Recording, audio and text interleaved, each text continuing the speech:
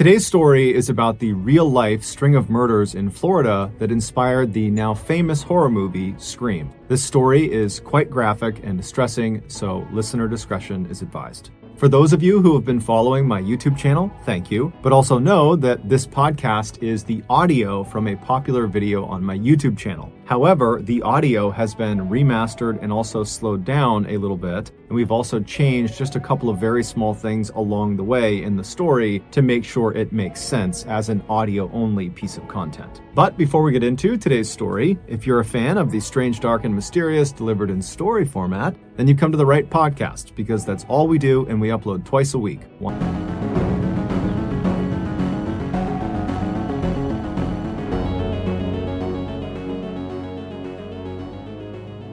On Sunday, August 26, 1990, a 56-year-old woman named Patricia Powell and her husband, Frank, pulled into a parking lot outside of this beautiful three-story white apartment building in Gainesville, Florida. Gainesville is this beautiful little town in northern Florida that is home to the massive University of Florida, which is known for their big-time football team and their big-time college party scene. Patricia and Frank's daughter, 17-year-old Christine, was going to be a freshman that year at the University of Florida. And apparently she had been so excited after getting her acceptance letter that her dad, Frank, had gone out and got a gold necklace for her that had the school's mascot, an alligator, dangling from it. And apparently Christine wore this all the time. 2 days earlier, Christine and her new roommate, 18-year-old Sonia Larson, the two had actually met over the summer when they took some summer classes together. They had actually already come to Gainesville, and they had moved in to this white apartment complex that Patricia and Frank were now parked outside of. And after unpacking some of their things in their apartment, Christine and Sonia had left and gone into town and grabbed a bite to eat at a local restaurant. And then afterwards, Christine had used a payphone to call back home and tell her parents how well it was going and how much she already enjoyed her roommate and how excited she was for the year. And she told Patricia and Frank that she would call them the following day. But the following day came and went, and Patricia and Frank did not hear from their daughter. And they had no way to actually call her because she had not set up her landline in her apartment. But Patricia and Frank, they told each other that, of course, everything was fine. You know, she just got to college, she's excited, she's probably out having a good time, and she just forgot to call. And anyways, Patricia and Frank had already planned a visit to see their daughter in Gainesville the next day, which was Sunday. And so fast forward back to that Sunday, and Patricia and Frank are now parked outside of their daughter's apartment complex. They still haven't heard from her, but they're still telling themselves everything's fine, she's probably just busy. And so they get out of their car and they walk over to the building, and they go through one of the front access doors that brings them into the building. They find themselves inside of this carpeted stairwell where at every level on the way up, there were doors leading off to each of the apartments. They made their way up to the second level where they knew their daughter's apartment was. And they walk up to her door, and before they even knock or turn the doorknob or anything, they notice on the door there are all these notes, these handwritten notes that have been taped all over it. And they read a couple of them, and they were notes from some of Christine and Sonia's friends on campus that apparently had tried to stop by over the last weekend, but had not been able to make contact with Christine or Sonia. And so these notes said things like, "Hey, Christine, we came over to try to get you to come out with us, but you didn't come to the door, so we left without you. Sorry, give us a call when you get in." And so obviously the parents are totally worried given the circumstances. They don't know where their daughter is. They've been telling themselves everything is fine, and now these notes make it seem like everything is not fine. But the parents, they keep their cool, and they just start knocking on the door and calling out for their daughter. But there's no answer. And so Patricia and Frank, they start to panic at this point, and they leave the carpeted stairwell. They go outside and they find a maintenance worker that works for this building, and they explain their situation with their daughter and how they can't get in touch with her, and can he please let them in to make sure she's okay. The maintenance worker said he couldn't without speaking to his manager, and so he goes to his manager, and the manager, she says that's fine, but we need to get the police involved. They need to escort us into the apartment. And so the maintenance worker calls the police and requests this escort, and a few minutes later, a single Gainesville police officer arrives at the apartment complex. And he tells Patricia and Frank that just as a precaution, I need you guys to stay outside. So they stay right outside those front access doors. They're outside of the apartment building. And then this officer, along with the maintenance worker and the manager of the building, those three, they go inside the stairwell. They go up to the second floor. And at that point, the maintenance worker gets out his keys. He finds the right one, and he opens Christine and Sonia's door. The door swings open, and immediately the police officer yells out for the two girls, but there's no answer. And so the officer is first into the apartment, which basically immediately opens up to their living room. And in the middle of the living room is a couch that's angled towards the right side of the room where a TV had been set up.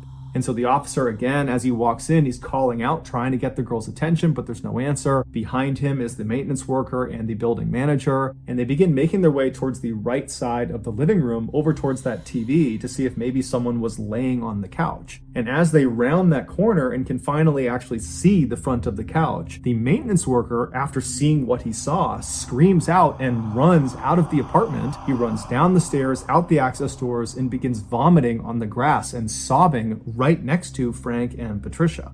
Naturally, Frank and Patricia, after seeing this, are immediately concerned that something's wrong with their daughter, and so they run inside, they go up the stairs, and they start running into the apartment, and the police officer and the building manager, they try to stop them from getting in, but there was nothing stopping them. They managed to push past those two. They get into the living room, and they're calling out for their daughter, and eventually they make their way over to the side of the couch, and they see their daughter, Christine. She is lying on the ground in front of the couch. She's on her back, she has no clothes on, and she's been stabbed to death. And whoever has killed her has positioned her in this very suggestive, sexual, lewd position, as if they were trying to demean her as much as possible and shock whoever found her. And so after these totally devastated and wrecked parents are escorted out of the apartment, this one police officer, he continues searching the apartment. And so he searches the rest of the first floor. There's no sign of Sonia. He goes upstairs and he finds Sonia. She's laying on her bed. She also has no clothes on. She's been stabbed to death, and she's positioned on the side of the bed in a sort of suggestive, lewd position, much like Christine downstairs. It would later be determined that Christine had been sexually assaulted, but Sonia had not been. The officer at this point leaves the apartment. He goes outside. He walks past the grieving parents who are being consoled by the building manager and the maintenance worker, and the officer goes over to his car and he uses his radio to call in for backup.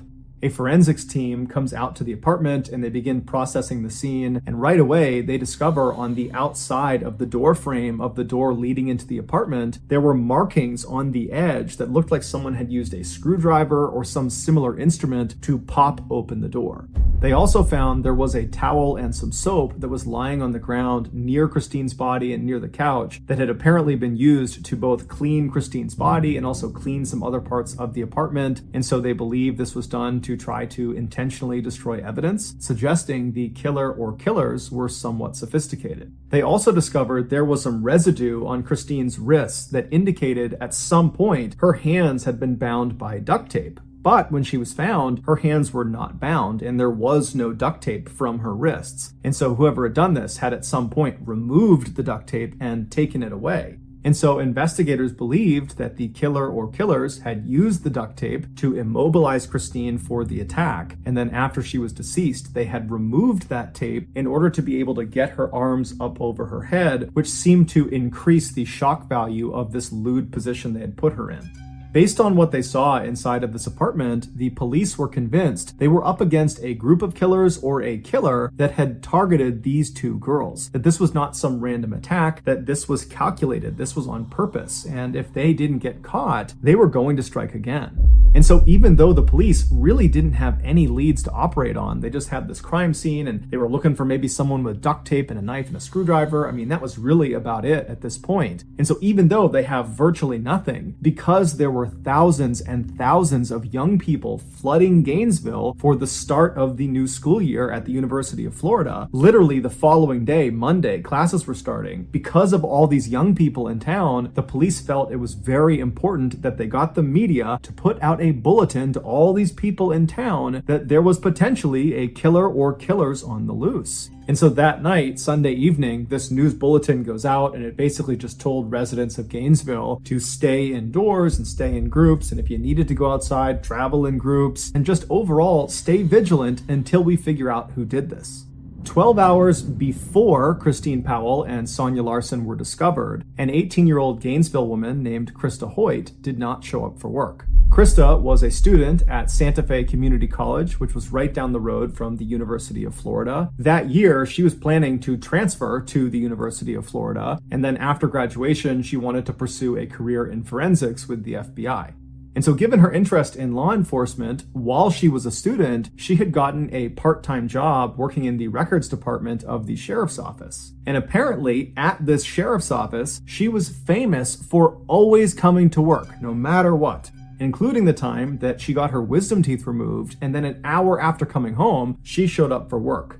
And so on this Saturday night, when Krista was supposed to be showing up for work and she didn't call ahead, and no one could get in touch with her on her landline, everybody at the sheriff's office was really concerned.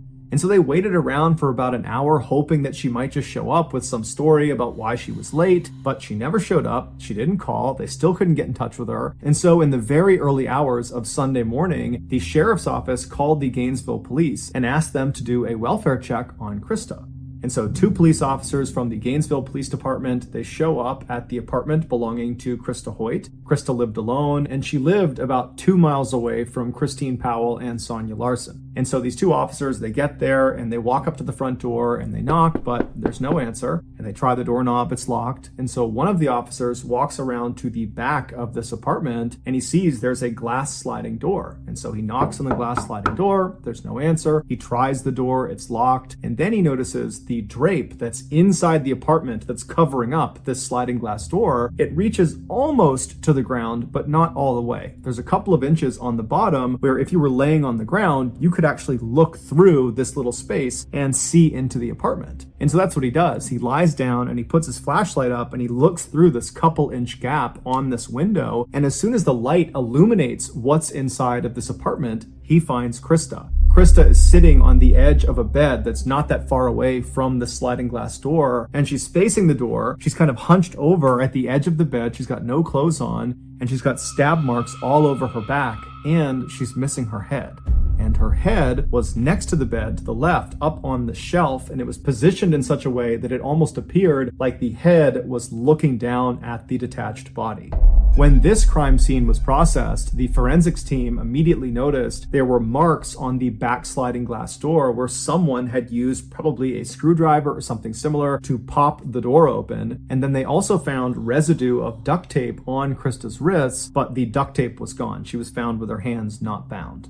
It would later be determined that Krista had been sexually assaulted before she had been murdered.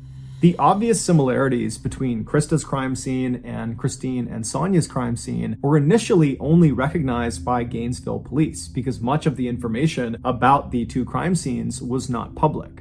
But that night, Sunday evening, when the police went to the media and asked them to put out that bulletin to all Gainesville residents to say that there could be a killer or killers on the loose, it didn't take long for residents of Gainesville and news anchors to begin speculating that you have these 2 murders that have happened really close together physically. They're less than 2 miles apart, and they've probably occurred within the last 24, 48 hours. So they've happened in rapid succession. They're both unsolved. And so even without intimate details of the crime scene, it wasn't hard to say, I think these 2 are probably connected. And so that night, Sunday evening, Gainesville really went into a state of panic. And within hours of this news, you had stores all over Gainesville that had sold out their deadbolts and locks, their mace, their stun guns, their baseball bats, their actual guns, their knives. I mean, people were really trying to arm themselves to protect themselves against this unknown threat that was murdering students in Gainesville. And the police, even though they did not come out and substantiate the claims that,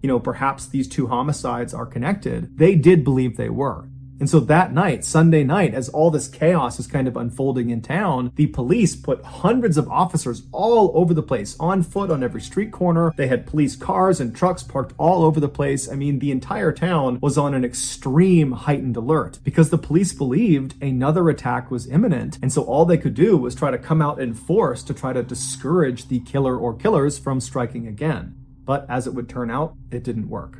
By the following morning, so Monday morning, what was happening in Gainesville had gone from just being a Florida story to a national story, and everybody all over the country was talking about it. And one woman named Lisa Byers, who was in her 20s, she did not live in Gainesville, but she had a very close friend who did. She was 23-year-old Tracy Paulus. Tracy had taken some years off from college, but that year had decided to go back and give it another go. And so she was enrolled at the University of Florida. And so Lisa called Tracy and said, hey, I'm watching the news. This is crazy what's happening in your town. How are you holding up? And Tracy would tell her that, I'm just as concerned as everybody else. It's terrifying to think there are killer or killers on the loose, but I think I'm okay because I have my roommate. Tracy's roommate was 23-year-old Manny Taboda, who was this big, strong former football player who was very close with Tracy. The two had never dated, but they had been very good friends for a number of years, and he too had taken some time off of school and had agreed to go back because Tracy had convinced him, come back, get your degree with me, and we'll live together. And so when the news broke about these killings happening in their town, Manny had told Tracy that he would protect her, that nothing would happen to her. And so when Lisa heard this from Tracy, that she thought that she was okay because she has Manny and, he'll look after her, and they were not planning to really leave the apartment much besides classes, Lisa was reassured, but she was still worried. And so she told Tracy, please give me a call this evening after you come back from classes just to let me know that everything is okay. And so Tracy said she would, and then they hung up.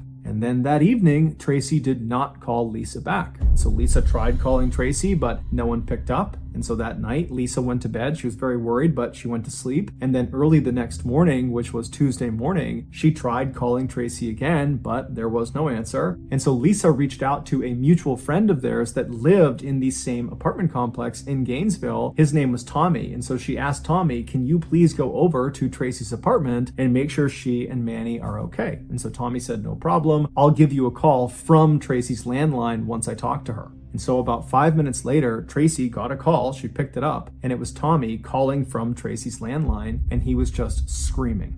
When the police arrived at Tracy's apartment, they found Tracy in her bedroom, and like the other victims, she had no clothes on. She was positioned on the side of the bed in a very suggestive, lewd position. She had been stabbed to death, and it would turn out she had been sexually assaulted. And then down the hall from Tracy, they found Manny. He was in his bed, and he too had been stabbed to death, except he had his clothes on, and he was not positioned in a suggestive position. He had kind of died wherever he was, and that was the position they found him in. The forensics team, when they processed the scene, they found markings on the outside of the back sliding door where it looked like someone had used a screwdriver to pop open the door. And then on Tracy's wrists, they found that residue from duct tape, but there was no duct tape. It had been removed.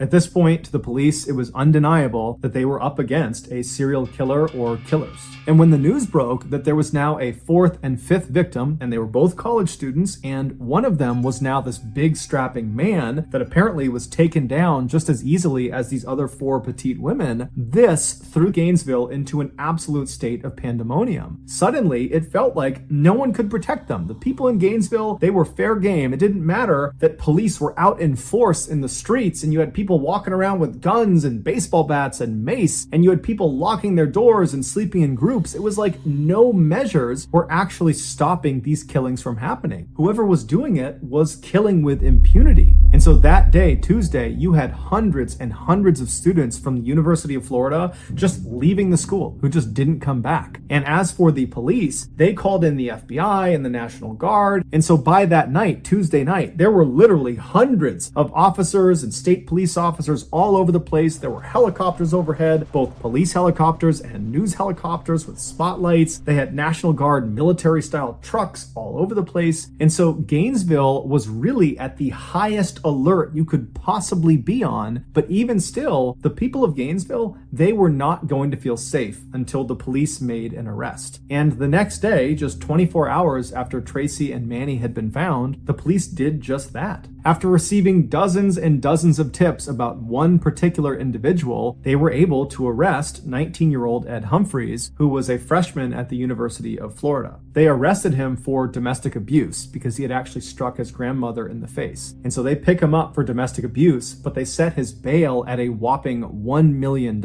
which is way higher than you would normally expect for a domestic abuse charge. But this was a unique circumstance where he was being arrested for one thing, but really he was being looked at as the suspect of these 5 homicides. And so the police really needed him to stay behind bars. And this massive bail, that did that. He had no way to pay it. And so while Ed was behind bars, the police began investigating him, and they found there was a lot of reasons to believe he was the serial killer. He had shown he was willing to be violent because, after all, he punched his grandmother in the face. And people that knew him said he was totally mentally unstable and that he hated women and that he would walk around with a knife on his belt basically all the time. And at night, he was known to walk around the forest forests of Gainesville. There were these very thick forests that kind of butted up against the University of Florida, and he would walk through the forest at night, which put him very close to the different apartment buildings where all the victims were found. And on top of all that, Ed Humphreys just looked like what you would imagine a serial killer would look like. He had all these deep scars all over his face, and his eyes looked totally hollow, like he was permanently on drugs, and he was seen smiling at the cameras when he was led in and out of the courtroom. And to make him even more suspicious, as soon as he was arrested,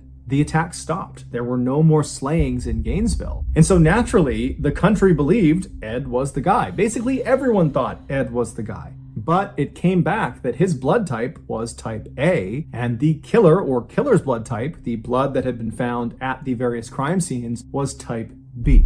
Now, this did not clear Ed of guilt because people believed there was a chance that, he could have been involved in some way. Perhaps he had an accomplice or multiple accomplices. But when this news broke, pretty much everybody was back on edge because clearly there's at least one or more killers that are still on the loose. Shortly after this blood type discrepancy presented itself, the FBI approached the Gainesville police and said, hey, why don't you use our VCAP program? VCAP stands for Violent Crime Apprehension Program. And what it was this computer program where it allowed investigators to input details of their crime they were investigating. And when they submitted it, it would be compared against this huge database of other crimes in the country. And if there were any similarities with any other crime, those similar crimes would get popped on screen. And so when the Gainesville police input the information from these 5 student slayings in Gainesville, the computer program spit out a single match. It was from an unsolved triple homicide in 1989 in Shreveport, Louisiana, which is a town located about 800 miles to the northwest of Gainesville. Shreveport, back in the late 1980s, was considered so safe by its residents that many of them didn't lock their front doors and they would leave their car keys just sitting on their front dash. But in 1989, that would all change. On Friday, November 3rd of that year, 8-year-old Sean Grissom was dropped off at his grandfather's house in Shreveport. He was there to celebrate his 8th birthday. And so his grandfather was this 56-year-old man named Tom who was divorced, and he was getting ready to retire soon, and he was also trying to spend more time with his grandson. And so he was very excited about having Sean over. Also staying at this house with Sean and his grandfather was Sean's aunt, 24-year-old Julie Grissom, who was a college student. She was attending Louisiana State University in Shreveport. When Sean was dropped off by his mother at his grandfather's house, the grandfather, Tom, yelled out to the boy's mother and said, I'll have him back by Monday. I'll drop him off, see you later. And so Sean's mother, she leaves, and that day and the following day, she doesn't hear from Sean's grandfather or from Julie. And so come Sunday night, she tries calling them to, see what's going on. She knows they're having a great time and doesn't really want to interrupt them, but she also hasn't heard from them, but they don't pick up. She convinces herself that everything is just fine, that I'm sure there's an explanation. They're probably just having a great time. They don't want to call me. And so she ends up going to bed. And so the next morning, Monday morning, when Sean is supposed to be dropped off early enough that she can take him to school, when he doesn't show up, the mother calls the grandfather back and tries to get in touch and figure out what's going on, but she can't get in touch with him. And so she's telling herself that, okay, well,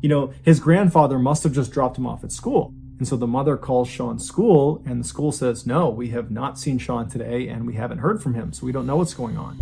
And so now Sean's mother is terrified. She calls the police, and the police actually get in touch with the neighbor of Tom Grissom, and they ask this neighbor, hey, can you go next door and just make sure Tom and Sean and Julie are okay? And so this neighbor says, no problem. They leave their house, and immediately they notice, as they're looking at Tom's house, that the 2 cars in the driveway had not left since Friday. It was just something the neighbor noticed. And then they also noticed that there were 2 newspapers at the end of the driveway. It was the Monday and Sunday paper. And they knew Tom always read the newspaper. And so the idea that he would just leave them sitting at the end of the driveway, that didn't really add up. And so the neighbor walks around to the front door and they notice there are lights on inside, and they knock on the front door, but there's no answer. They try the front door, but it's locked. And so they end up going around to the very back of the house, and they're able to get into the house through the garage. And then through the garage, they open another door that leads into the main part of the house. And this neighbor they immediately see on the ground towards the back door near the kitchen is Tom. He's laying on the ground and he's obviously deceased.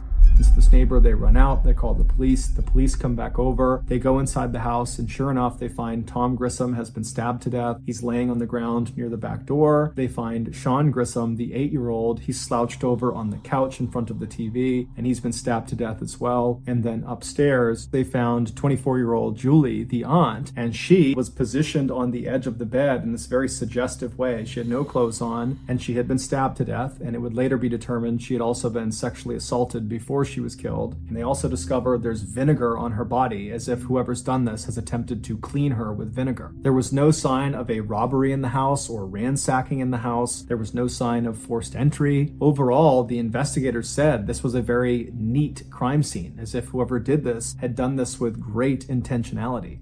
And so after kind of going through the crime scene, the police really didn't have any leads to go off of. And so this crime went unsolved. And so as these Gainesville police are looking at this report in this VCAP computer system, and they're reading about this unsolved triple homicide, all they can think about is how unbelievably similar the crime scene was to all the crime scenes of the student slayings. Specifically, that Julie had been arranged in this kind of suggestive pose like the other female victims in Gainesville. And on top of that, it was determined that the blood type of the killer in Shreveport was type B, same as the killer or killers in Gainesville. So there was a match in the blood type. Somehow, after this discovery through this VCAP program, the media found out about this Shreveport unsolved triple homicide and how apparently it was incredibly similar to all these slayings that have taken place in Gainesville. And so before long, that was all every news network all over the United States was talking about. And at first, the police in Gainesville and anybody involved in this investigation was very upset about this because one, they probably had a leak that someone was giving information to the press, but two, the press was kind of jeopardizing their investigation because by having these details leaked, the killer or killers could potentially benefit from kind of knowing what the police were thinking about and what they were up to. But as it would turn out, this particular leak would prove to be quite fruitful. Shortly after this news about the Shreveport killing and the student slayings was all over the news, this woman named Cindy, who lived in Shreveport, she called the police after watching all the news like everybody else and told the police they really ought to look at this guy Danny Rawling. Danny Rawling was this 37-year-old drifter who was in Shreveport at the time of the Grissom family murders in 1989, and apparently after those murders, he had told Cindy's husband that he, quote, had a problem, and his problem was he liked stabbing people. And Danny literally always walked around with a huge knife on his waist. He seemed totally mentally unstable. And so this claim that he liked stabbing people, Cindy and her husband took literally and basically told him to stay away from them. And so in one of their last conversations with Danny, Danny actually told Cindy that he planned to leave Shreveport and go someplace where there's lots of beautiful young women that he can just stare at all day long. And so when police asked Cindy, do you think he's capable of killing all 8 of these people? She said, oh yeah. And so the police turned their attention to Danny and began researching his background, and they discovered he was raised in a very abusive household. Specifically, his father really couldn't stand him. They had a really bad relationship. And then when Danny got old enough, he joined the Air Force, but he was kicked out after 2 years for being mentally unstable. And once he was discharged, he began the string of armed robberies in the 1980s, and he eventually got caught and spent the bulk of the 1980s in prison. And then in 1989, when he got out of prison, he came back to Shreveport and moved in with his parents. Now, this was not a happy homecoming. His parents did not want him living with them, but Danny kind of forced the issue. He had nowhere else to go, and so he wound up living there. And as it happened, they lived less than a half-mile away from the Grissom family home. 6 months after the Grissom family was murdered, and 3 months before the Gainesville student slayings had begun, Danny gets in this huge fight with his father, where his father actually draws a pistol and forces Danny to leave the house and tells him to never come back. And so Danny, he runs out of the house and he gets his gun from his vehicle, comes back inside his house and shoots his father point blank in the head and then in the stomach, before fleeing the scene. His father would amazingly survive this attack despite some pretty significant damage to his head, and he would tell the police, and before long there was a warrant for Danny's arrest for attempted murder, but when they went to go arrest him, he was gone. They had no idea where he went. And so as the Gainesville police are looking at Danny's criminal record, they're starting to say to themselves that this guy looks really interesting. He does seem like he could be the serial killer we're looking for. And so as they continue to dig deeper and deeper, one of the Gainesville police officers suddenly thinks of something. There was this unsolved armed robbery of this bank in Gainesville that happened the same week where all 5 of the students had been killed. A lone masked gunman walked into this bank in broad daylight and demanded money from the teller, and the teller, who thought on their feet, gave him the cash, but it was the type that was booby-trapped with dye packets, meaning if this robber tried to tamper with the money at all, it would detonate, sending dye all over them and kind of making it obvious that this money had been stolen. But the robber doesn't see this. He takes the bag of cash, he leaves the bank, and manages to flee and go into the forest before the police show up. And so the police ultimately, they go and search the forest, and they find this campsite deep in the woods. And at this campsite, which is abandoned, they don't find the person who robbed the bank, but at this campsite, they find the bag that has the money inside of it and the dye pack to kill a deer with a knife, to be really effective with a knife. And he's getting into really graphic detail of how to do that. And then, somewhat unbelievably, on this audio recording, the man identifies himself. He says his name is Danny Rawling. And so this audio recording was huge. It meant Danny Rawling, the guy they're looking at as potentially being the serial killer, was definitely in Gainesville, in the woods near the University of Florida, the same time frame that all of the victims were killed.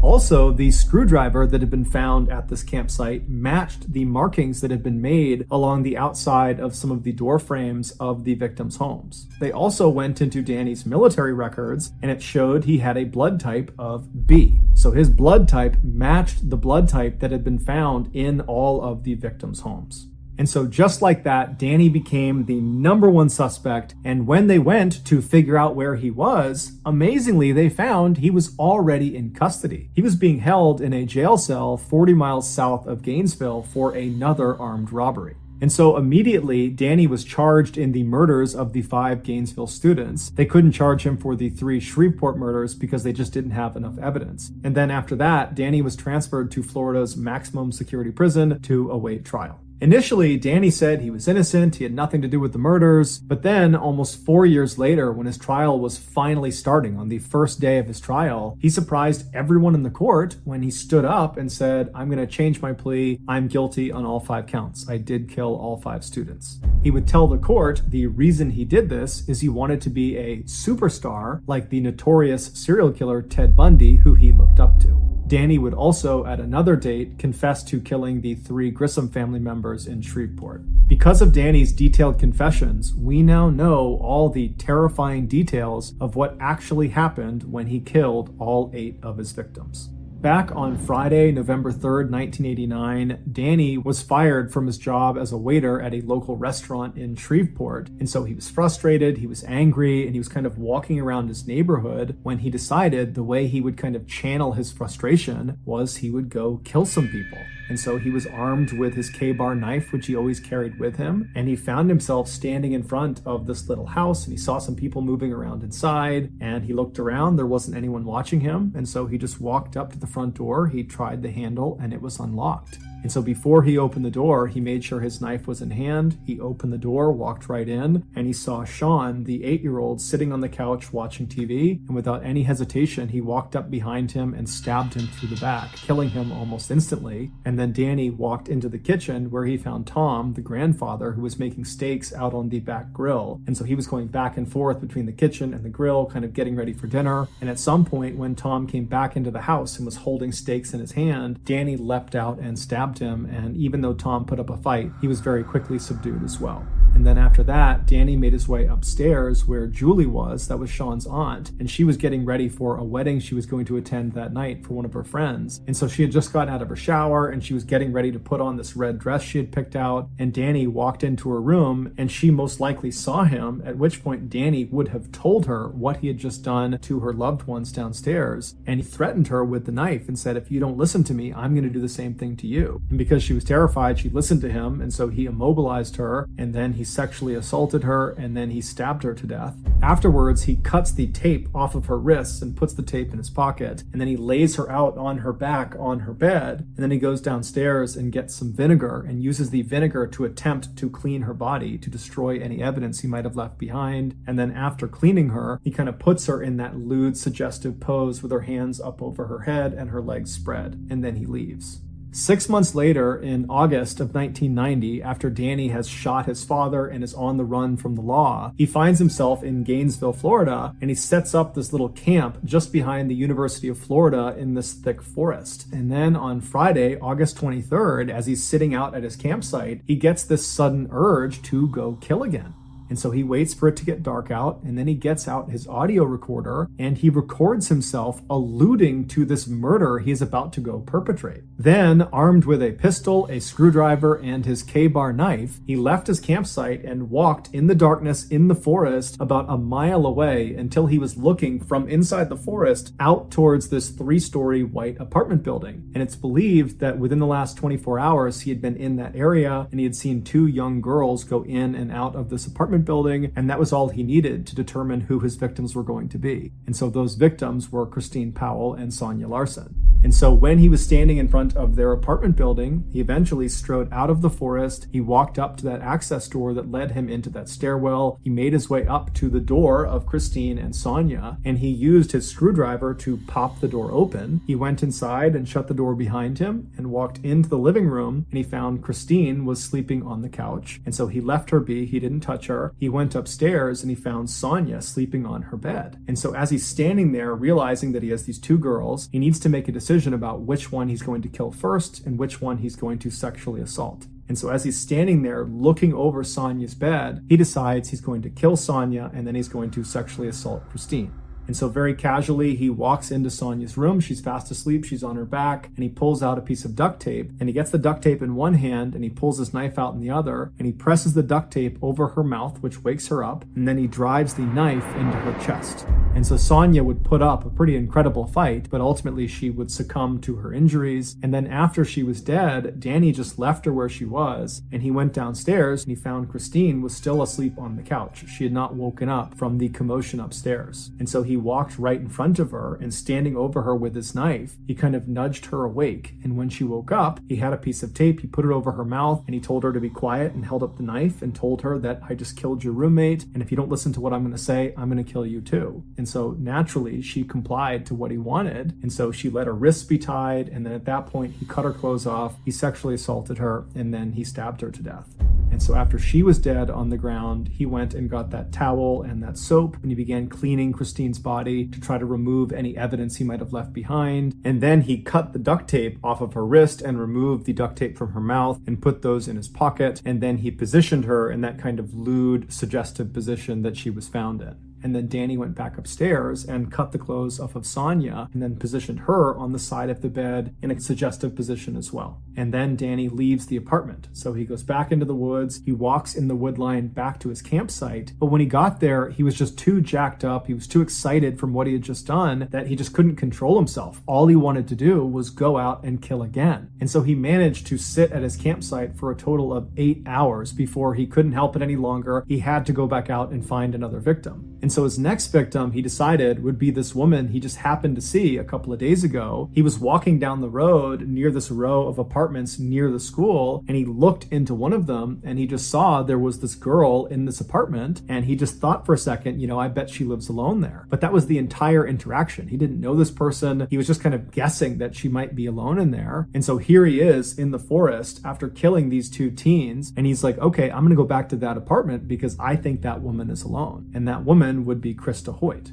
And so in the early morning hours of Saturday, August 24th, Danny leaves his campsite with his screwdriver, his gun, and his K-bar knife, and he walks about a half mile away from his campsite until he's still in the woods, but he's looking out at the back of Krista's apartment. And then at some point, he walks out of the forest, he walks right up over her fence and gets up to her back sliding door. He uses his screwdriver to pop the sliding door open. He slides it open, he steps inside, and he finds out that Krista is actually not in her apartment. There's no one in her apartment. But instead of leaving and finding another victim, he decides he'll just wait for Krista. And so he shuts the sliding back door and he goes into her bedroom closet and shuts the closet and then just waits. And he stays in her closet for several hours until around 11 a.m. that morning. Krista comes home, and when she was in the house, he waited a little bit longer to make sure she didn't know he was there. And then at some point, he kind of slipped out of the closet, snuck up behind her, and put her in a chokehold. Now, at first, Krista tried to fight back, but eventually she realized she could not overpower whoever this was. And at that point, she said, okay, what do you want? And Danny would tell her, you got to listen to me or I'm going to kill you. And he showed her the knife. And so Krista said, okay. And she put her wrists out. He taped her wrists with duct tape. He put tape over her mouth. And then he brought her into her bedroom where he cut her clothes off and sexually assaulted her. And then afterwards, he stabbed her to death.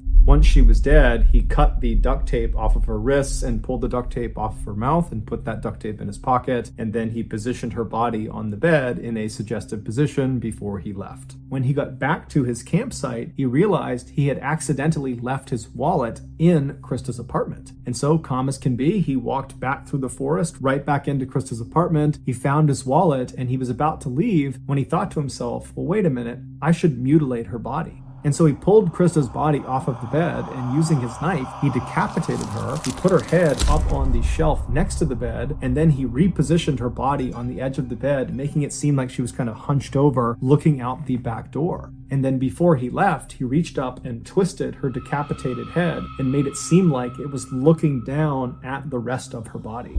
48 hours later, on the evening of Monday, August 27th, Danny was back at his campsite out in the woods, and he suddenly got the urge to go kill again. And so he stood up, he grabbed his knife, his screwdriver, and his gun, and he walked away from camp, made it about a mile through the woods until he was standing still in the forest, looking out at this big apartment complex that was very commonly occupied by college students. And so at some point, he leaves the forest and walks up to the first apartment he sees. He has no idea who's going to be in there, and he goes up to their sliding back glass door. He gets his screwdriver out and he pops it open. He slides the door open, he steps inside, and the first thing he sees is Manny Taboda, this big, strong former football player who's laying in his bed. And Danny just walks over and starts stabbing him, and Manny wakes up and puts up one heck of a fight, but ultimately Danny is able to overpower him and kills him. While Danny was stabbing Manny, the other resident inside of this apartment, 23-year-old Tracy Paulus, she was in the shower, and so she gets out of the shower and she hears all this commotion down the hall. And so she steps into the hall and she looks into Manny's room and she sees Danny on top of him, stabbing him. And so Danny looks back, he sees Tracy. Tracy screams. She runs down the hall into her bedroom. She slams the door behind her, she locks it, and then she leans up against the door to try to keep it shut. Meanwhile, Danny just continues to stab Manny until Manny is dead. And then Danny stands up and he just walks down the hall, calm as can be. He gets to the bedroom door where he knows Tracy is. She's trapped. She can't go anywhere. And he begins to smash the door down. He's ramming it with his shoulder. He's kicking it over and over again. And Tracy's screaming for him to stop. But eventually, he manages to just kick the door down. And as soon as he's inside the room, Tracy kind of stands back and she says to Danny, "Are you the one?" And Danny looks at her and says, "Yes, I am the one." And then he threatened her with the knife and said, "I'll kill you just like the guy down the hall unless you listen to me." And so Tracy listened. She got her wrists bound and her face bound. And then Danny cut the clothes off of her and then sexually assaulted her. And then he stabbed her to death. And then after she was dead, he cut the duct tape off of her wrists and removed the duct tape from her mouth and then positioned her body in a suggestive sexual position on the edge of the bed. And then he left. Later that day, Danny would rob that bank in Gainesville, and then 1 month later, Danny would be arrested for a botched armed robbery 40 miles south of Gainesville, and then while he was in prison, he would find out he was being charged with the 5 murders in Gainesville. 16 years later, at 6 p.m. on October 25th, 2006, Danny Rawling was led into the execution chamber in Florida State Prison. He offered no apology to the family members of his victims that were on the other side of the glass. Instead, Danny just sang a religious hymn to himself in order to comfort himself. And then 13 minutes later, Danny was pronounced dead. He was executed via lethal injection. Thank you for listening to the MrBallen podcast. If you enjoyed this episode and you haven't done this already, please hide outside of the 5-star review button's house when they're watching Game 7 of the World Series. And every time the game starts to get really good, change the channel using your universal remote. Also, please subscribe to the MrBallen podcast on Spotify, iTunes, Google, Amazon, and anywhere else you get your podcasts. This podcast airs every Monday and Thursday morning, but in the meantime, you can always watch one of the hundreds of stories I have posted on my YouTube channel, which is just called MrBallen. If you want to get in touch with me, you can send me a direct message on any major social media platform. My username for all of them is just @MrBallen. And yes, I really do read the majority of my direct messages. Lastly, we have some really cool merchandise, so head on over to shopmrballen.com to have a look. So that's going to do it. I really appreciate your support. Until next time, see ya.